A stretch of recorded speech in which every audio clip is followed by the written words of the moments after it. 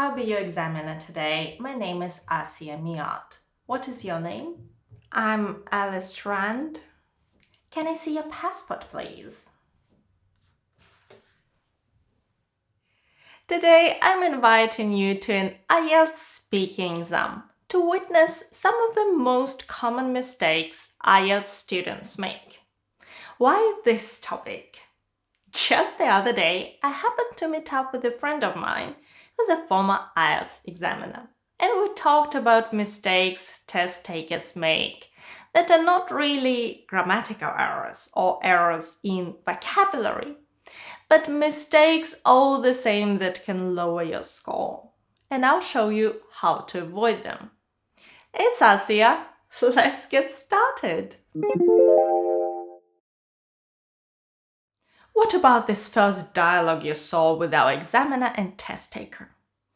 One of the first things my friend told me that really stood out is that some students don't look at him and don't say anything unless they really have to. I know you may be feeling extremely nervous, but that shouldn't stop you from smiling and establishing eye contact with the examiner. Remember that the test is a kind of dialogue, and the best dialogues are those where each person plays their part. And for the test taker, that means being open and friendly. For example, when the examiner invites you into the room by quickly checking your name, say, "Yes, good morning, nice to meet you." Then, when the examiner asks to see your ID, don't just hand it over in silence. Say, "Here you are." That sets the tone of the test and makes you and the examiner feel comfortable from the beginning. Now then, the exam has started. You've introduced yourself, shown your ID. Let's have a look at what happens next. Where do you work? I'm a chemical engineer and I work for an international petrochemical company. I'm working in the research laboratory where at the moment we're looking for ways to reduce the sulfur content of heavy oil. And is there anything you would like to change about the place where you work? Do you know why the examiner interrupted? Because the answer sounded memorized.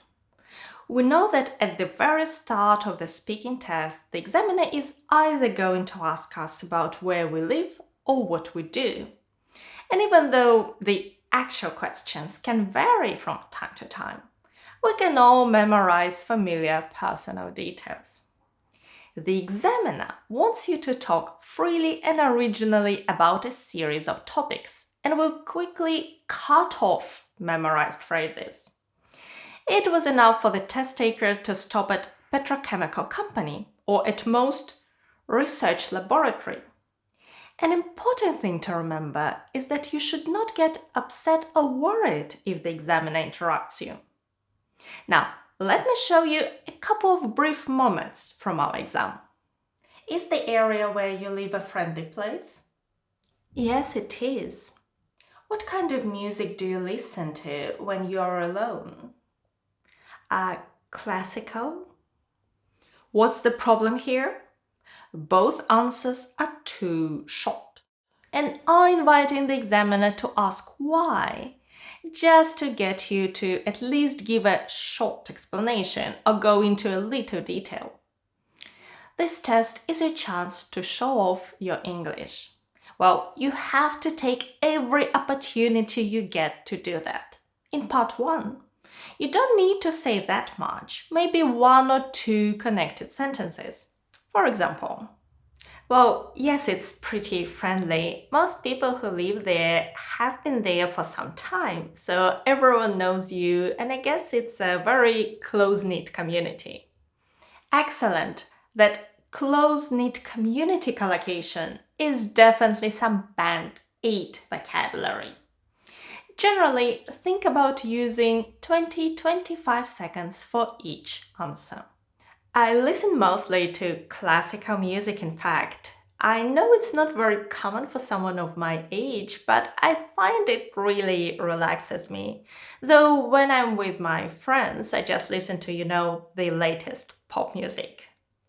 You can find more sample answers and vocabulary to over 40 challenging IELTS speaking topics in our IELTS speaking library. But remember, those are just for reference. Don't learn them by heart. Maintain a natural flow of conversation in parts 1 and 3. But what about part 2, your 2-minute talk where the flow is entirely your responsibility? Let's take a recent part 2 topic as an example. Describe a time when someone gave you something you really wanted. You should mention what it was, when it happened, who gave it to you, and describe how you felt about it. I'd like to draw your attention to 2 possible mistakes. Here is the first. I really wanted a complete collection of hardcover Harry Potter books because first I watched all the movies and then I started listening to the audiobooks on Audible. That's when I discovered that the movies omitted so many interesting details. The problem with the movies is that, have you noticed the problem? It happens to all of us sometimes. We get lost and start talking about books and then compare them to movies. But then instead of returning to books, we continue talking about those movies, and that's not the task. If you talk about the movies rather than the books for too long, the examiner will probably think twice about giving you a high score in fluency, where it mentions to develop the topic fully. In the meantime, let's return to our exam room. And that's why I was so happy to receive these books for Christmas.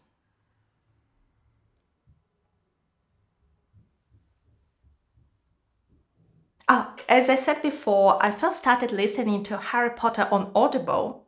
This mistake happens when we start repeating ourselves. Plan your answer in the 1 minute you have to prepare. And practice at home with a timer to know how long your answer should be. This can help you avoid this problem. There is another type of repetition that I think is more interesting because if we become aware of it, we can work on ways to avoid it in the speaking test. Would you like to travel to space one day? Frankly speaking, no, it's potentially very dangerous. Do you like trying new foods?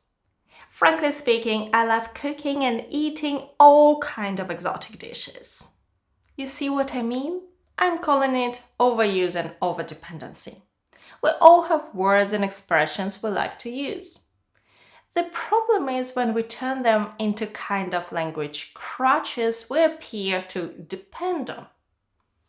Record yourself practicing and take note of words and expressions you're perhaps using too frequently. Once you know them, you can work on using them less often. It can also be an overuse of connecting words, like however, on the other hand, or my personal favorite, so. It's remarkable how we tend to pick 1 or 2 of those and use them all the time. But the overuse of certain connectors is part of another mistake we can make. And that takes us back to the beginning of our talk today. Remember we were saying that the IELTS speaking test should be like a friendly conversation. Well, talking is not the same as writing. Have a listen. Furthermore, I strongly believe that children should be taught from infancy to share their possessions with their peers, especially if they have no siblings. If you write on a topic of how to help young children to socialize with others, it looks good. But saying it in a conversation, it's far too formal. How about this? Also, I really think we need to show young kids how to share their stuff when they play, above all if they have no brothers or sisters. The mistake some of us make is thinking that because IELTS is a formal test, then all our language has to be formal. Accurate, with a good range of vocabulary, yes. But please don't try to sound too formal. Another point that came up in our chat takes us back to repeating, but in the sense of overdoing those expressions we can use to comment on examiners' questions. Do you think young people today read less than in the past? That's an interesting question. Do you think parents should limit how much TV their children watch? I've never thought about that before. Be careful not to use too many comments like this. Yes, it's a good way to give yourself a second or two to think. But it seems that examiners feel that some test takers use these expressions far too much. My friend recalled times when a candidate would use them before each question in part 3. Once or twice is enough. It's because it soon starts to sound like you're using memorized phrases. The next mistake may come from the desire to show how fluent you are, or just feeling nervous. This is speaking too quickly. My friend remembered a test taker whose grammar and vocabulary were very good, but they spoke very quickly with hardly any intonation. Remember that the examiner will not be judging if he or she can understand you, but whether an average native speaker, not an English teacher, will find you easy to understand. Think about that. So, practice, record yourself talking, and listen to your answers. Don't make the mistake of thinking that pronunciation and intonation are less important than grammar or vocabulary. And if you speak too quickly, you tend to lose clarity. Now let's listen to this post-exam question from our test taker. In my test, I said I like giving advices instead of I like giving advice. How many points will I lose? A common mistake is to think that the examiner is only interested and is actively counting your mistakes. Actually, examiners are looking for positives, not negatives. Of course, they will notice any errors in grammar, pronunciation, or choice of vocabulary, but not with the intention of trying to put your score down. The experienced examiner is trying to get you to show off your best possible English. So try to look forward to this opportunity. I know it may require a big change of attitude. My friend, for example, doesn't like being called sir and says that candidates should use his first name to address him. Surely your examiner will seem less scary if you call them Jimmy or Katie. I think it would be useful for you to watch a full mock exam and see what happens and what problems students may encounter. I have one where my dear student scored very well but not perfect. Can you spot what he should work on? That's the video, and thank you so much for watching me today. Good luck with your preparation and your exam. Bye!